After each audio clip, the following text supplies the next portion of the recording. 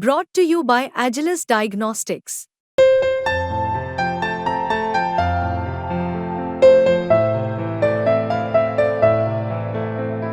Agilus Diagnostics.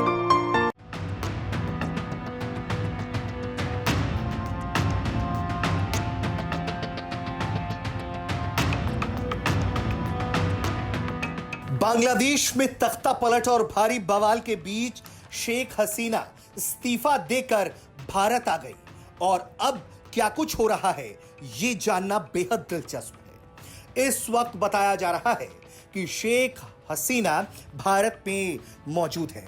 उनका विमान Hindon airbase पर उतरा हुआ है। यहां खबर है कि एनएसए अजीत डोभाल ने उनसे मुलाकात की है। यह बातचीत तकरीबन 1.5 घंटे हुई है। पश्चिमी वायु कमान प्रमुख एयर मार्शल पीएम सिन्हा ने शेख हसीना से भी मुलाकात की।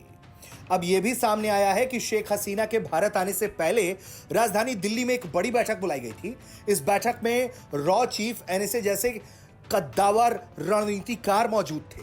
सामने आया है कि शेख हसीना के बांग्लादेश से भारत पहुंचने के मिशन में विदेश मंत्रालय, एनएसए, सेना, वायुसेना और सुरक्षा एजेंसियां अहम भूमिका निभा रही हैं। बताया जा रहा है कि अजीत डोभाल, विदेश मंत्री एस जयशंकर, सेना प्रमुख, रॉ चीफ, वायुसेना प्रमुख और दूसरी एजेंसियों के प्रमुख एक बड़ी बैठक के लिए साथ बैठे थे। इस बैठक में ही शेख हसीना के बांग्लादेश से एग्जिट प्लान की रणनीति बनी। इसके बाद ही वो बांग्लादेश से इस्तीफा देकर भारत आई। अभी जो जानकारी है उसके मुताबिक शेख हसीना हिंडन एयरबेस के भीतर ही है।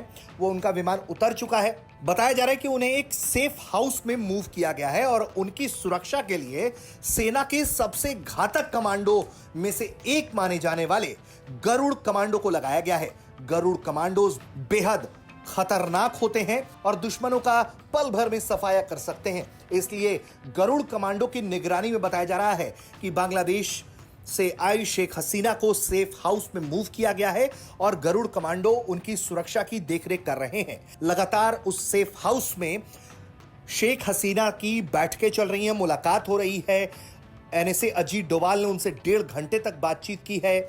इस दौरान ये अभी साफ नहीं है कि क्या भारत में वो शरण लेने पर बातचीत हुई है या फिर वो किसी और देश में शरण लेंगी, लेकिन फिलहाल ये तय है कि भारत ने एक बार फिर अपना बड़ा दिल दिखाते हुए मुसीबत में बांग्लादेश की जब पीएम थी तो उन्हें मदद पहुंचाई और उनके सेफ एग्जिट प्लान का रास्ता तय किया।